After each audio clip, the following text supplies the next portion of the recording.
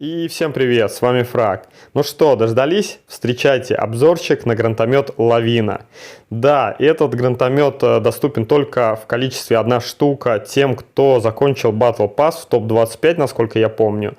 Но когда-нибудь этот гранатомет станет общедоступным, со временем введут его, может быть чертежи в Battle Pass, может быть так на рынок, в общем будет видно.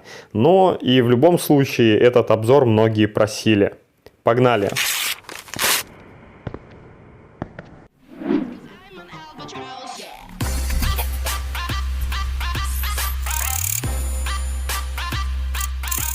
Ну и как вы знаете, я не парюсь над крафтом, просто что было, то и взял. И на крафт с крушаками поставил лавины. В общем, тут у нас кабина фаворит. Вокруг всякие разные конструкционки, просто для красоты. ХПшек 5500 у нас здесь.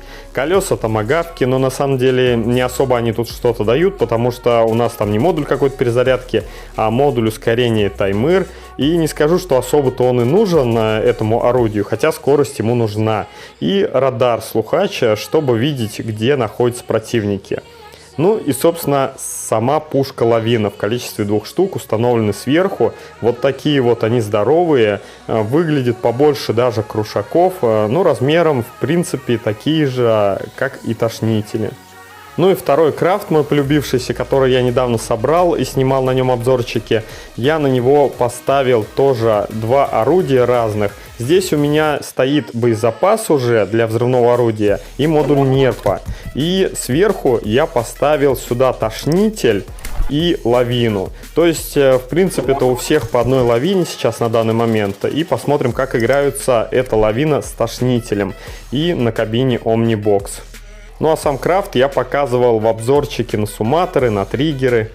Итак, что же у нас по характеристикам? Хороший урон, точность неплохая, даже я скажу, дальше увидите. Скорострельность тоже хорошая. То есть, в принципе, такое комфортное, хорошее оружие. Снарядов в обойме 3, утошнителей у нас 2 снаряда. Расход энергии 5 единиц, это тоже очень отлично, не 6. То есть, можем ставить на фиолетовые кабины в 11 и 10 энергии. Прочки 2841, это тоже очень хорошо и небольшая, масса 250 килограмм. Попадание хотя бы одним снарядом из залпа с дистанции не менее 25 метров увеличивает урон и ускоряет перезарядку и суммируется до 10 раз. Хороший перк, я скажу. И погнали уже в бои. Итак, первый бой, который я покажу, это вот на этом крафте, где у нас 11 энергии у кабины и стоит, соответственно, тошнилка на 6 энергии и лавин на 5 энергии. В сумме это 11 энергии. Хотел попробовать, как это вообще играется. Выбрал Omnibox, потому что она дает перезарядку побыстрее во втором режиме, а в первом режиме, в принципе, довольно быстрый и подвижный крафт у нас. И, собственно, играл я уже на этом крафте после того, как отснял 2 лавины. Скажу сразу, что, конечно, 2 лавины играются намного лучше, но сейчас попозже объясню почему. Ну а на этом крафте я отыграл где-то около 6 боев. Поначалу я лез прям нагло, но потом понял, что вот в такой компоновке лезть уже нельзя. По лавинам, конечно, увидите тактику, увидите, как на них играть очень эффективно можно. Но на это орудие, это сочетание, точнее, более такое аккуратное. Мы не должны никуда лезть, должны чуть-чуть издалека понакидывать. Ну, либо врываться, если уж помогать своим союзникам. То есть наша задача следующая. Мы можем ехать первыми всегда и посматривать, конечно, чтобы сзади тоже ехали за вами союзники, потому что один вы в основном ничего не сделаете. При всем при этом вы подъезжаете на какую-то определенную точку на карте. Например, вот здесь вот я подъехал к респу и спрятался. Дальше лезть я не собираюсь. Можно понакидывать издалека из этих орудий, можно просто постоять, подождать союзников, либо подождать, когда полезут на вас. Первыми лезть точно не стоит, потому что вам нанесут очень много хп какие-нибудь сверчководы. Также минус еще то, что это орудие очень большое, хорошо выпирает даже из-за этой кабины, и его довольно быстро могут отстрелить. То есть на таком крафте мы должны играть как поддержка. Ну и прежде чем расскажу о плюсах и минусах самих лавин, давайте сравним их немножко с тошнилками. Я объясню, чем они отличаются. Но первое огромное отличие – это дальность стрельбы. Если лавины же стреляют таким образом, что куда бы они ни попали, в стенку, еще куда-то, то они сразу взрываются взрываются. Если вдаль стрелять, то они пролетают где-то на расстоянии, наверное, 100 метров и тоже взрываются. То, как видите, от тошнилок гранатометы, снаряды летят дальше, падают об землю, катятся по ней и могут кого-то задеть. Также и АГСы, собственно, работают. Следующее – это точность попадания. Как видите, лавины у меня попадают точно в крафт, а тошнилки стреляют за крафт. И сложно на тошнилках попадать, когда крафт движется. Это даже не то чтобы точность, это именно, наверное, скорость полета снаряда. Следующее различие – скорость поворота. Лавин поворачивается намного медленнее, но при этом она может стрелять через друг друга. То есть, если вы поворачиваетесь на 90 градусов, то обе лавины стреляют по сопернику. В то время как тошнитель так не могут. Как видите, задний тошнитель попадает в передний, снаряды падают под ваш крафт и взрываются. Они не стреляют друг через друга, так же как и АГСы. Но при всем при этом, если стоит лавина с тошнителем, то они оба друг через друга стреляют. Так что вариация довольно неплохая такой компоновки. Но покатавшись на таком крафте, я понял, что они не совсем подходят друг другу. Вы заметите, наверное, очень часто тошнилка стреляет куда-то не туда, потому что крафт двигается, потому что стреляет куда-то наперед, непонятно куда, и чаще всего не попадает, а попадает именно лавина. Но если играть более аккуратно, то топчик вы занимать будете. Ну и мой любимый крафт миник, на котором я катаюсь крушаками. Я на самом деле даже не думал сюда ни по какому активному модулю, просто стояло ускорение, так его и влепил, и катался с ним. В общем, покатаемся теперь на этом крафте, покажу остальные крафты, как работают лавины. И это, кстати, самый первый бой, когда я вот просто установил лавины и нажал кнопку в бой. Вообще не знаю, как они работают. В принципе-то я на них особо и не играл до этого обзора. И карта у нас шоссе 11. Что по тактике? По тактике я просто, так как это первый бой, решил не ехать по левой стороне, не захватывать базу, как обычно это бывает. Поехал на правую сторону. Ребята меня поддержали, красавцы. И я просто хотел проверить, на что оно способно. Хотел пострелять издалека. Кстати, на тот момент я еще не понимал, что снаряды эти взрываются сразу об землю. Я думал, тоже сейчас подъеду сюда, постреляю вдаль, в кого-нибудь попаду, как в тошнилках. Но, как видите, падая об землю, они сразу разрываются. То есть не получится сверху куда-то накидывать. И второе, когда вы сверху даже куда-то пытаетесь накидать, они взрываются в воздухе, не долетают до соперников.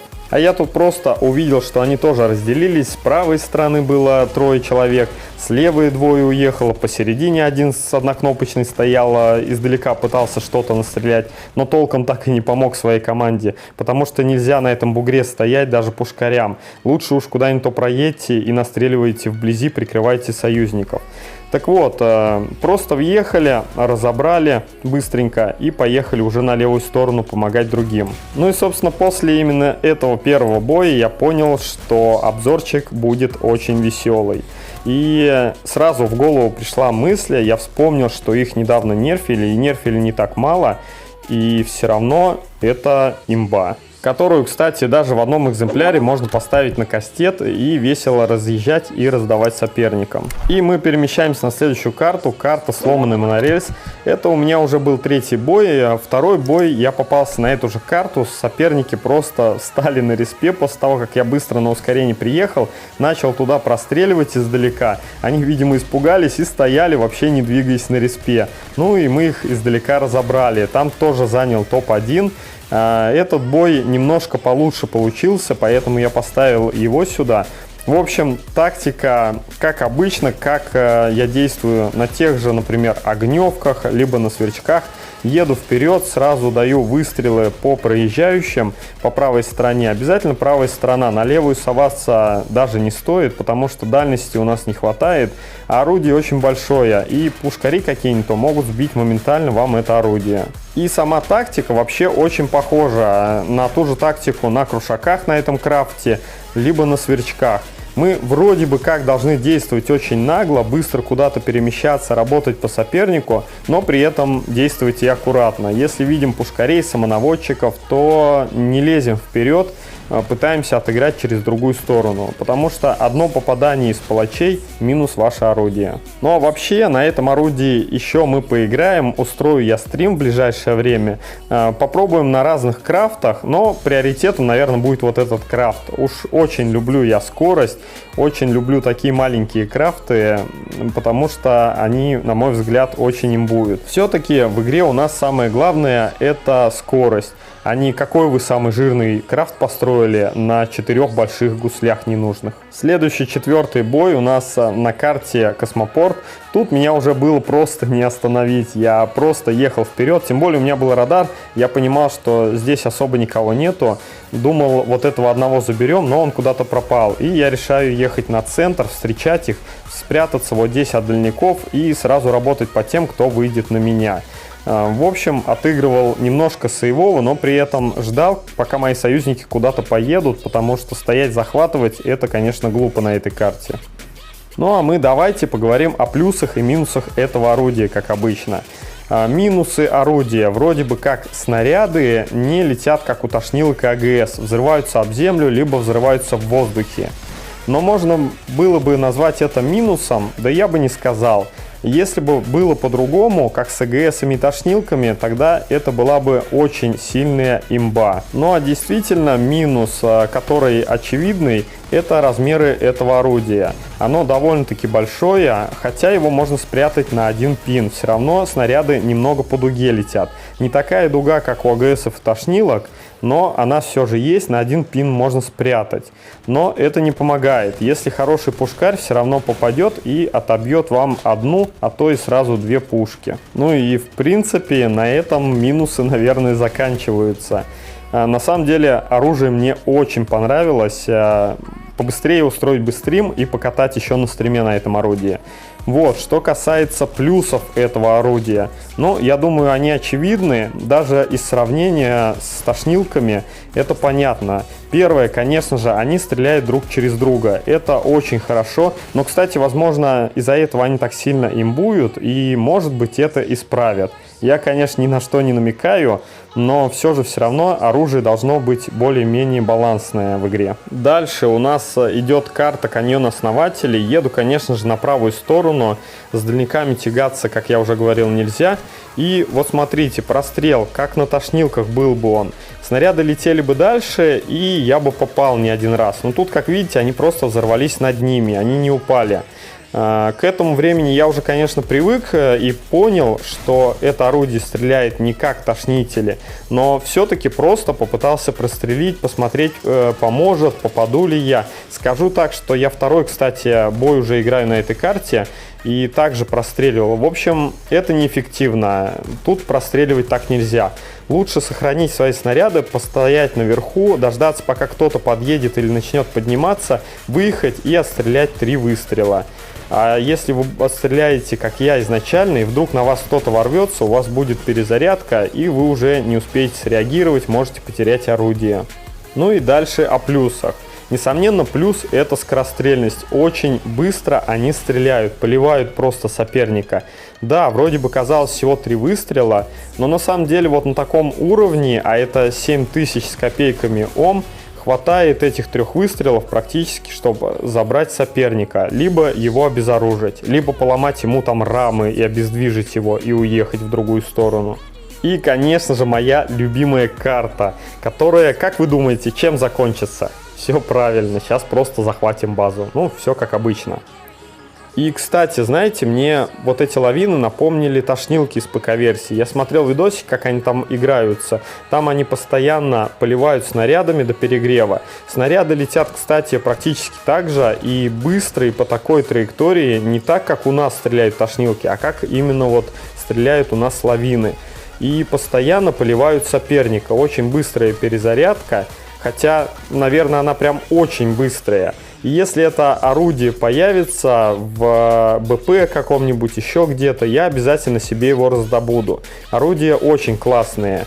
Ну и готов поспорить, если массово появится это орудие и будут гонять на 2 штуках, то его порежут. Это я вам говорю заранее.